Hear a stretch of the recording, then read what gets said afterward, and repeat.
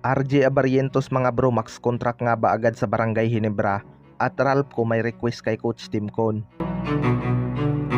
Matapos nga umugong ang balita patungkol kay Kilin Chongson mga bro na nasa trading block ito ng rain or shine, naging kasunod ganito na si Ralph ang gustong makuha ni Coach Yeng Yao bilang kapalit ni Kilin Chongson kung kursonada ang Barangay Ginebra sa kanya. Ngunit walang ang response ang Barangay Ginebra. Kilala naman natin itong si Coach Yeng Yao na hindi ito magpapalugi sa trade, lalo na kung SMC ang kanyang katransaksyon dahil isa nga ito sa mga tutol sa trade na ginagawa ng SMC Group. Pero may request nga daw itong si Ralph kay Coach Timcon mga bro. Ayon sa source ay gusto nga daw ni Ralph magstay sa Barangay Ginebra at papatunayan niya kay Coach Timcon na malaki ang kanyang maitutulong sa team. Well, para sa akin mga bro, malaking bagay talaga itong si Ralph sa Barangay Ginebra lalo na ngayon na may 4-point line na sa ating liga. Alam naman natin na may ganyang range itong si Ralph.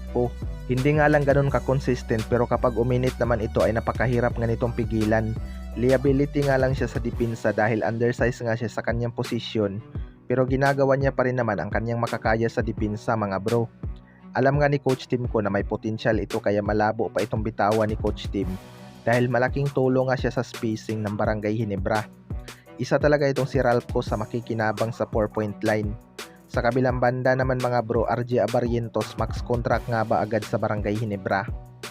Ito nga si RJ Abarientos mga bro ay diretso practice agad sa Barangay Ginebra matapos nilang masungkit ang gold medal sa Jones Cup.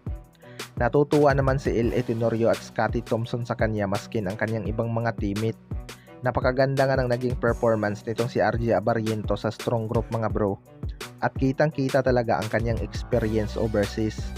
Taas nga ng kumpiyansa nito at hindi takot tumira ng malalayong tres. Katunayan, isa nga ito sa mga makikinabang sa 4-point line ng PBA. Kita naman natin noong college at KBL days niya pa lang ay tumitira na talaga ito ng malala. Pero may mga nagtatanong kung magkano ang kanyang sahod sa Barangay Ginebra. Well, in my opinion mga bro, may rookie contract at veteran contract nga sa ating liga. Mababa lang talaga kapag rookie pero kapag max contract naman ay times 2 na nga ito kung salary cap ang pagbabasihan. Pero hindi naman natin maitatanggi na may mga under the table talaga yan at sumasahod ng triple or more sa max contract ang ibang mga superstar.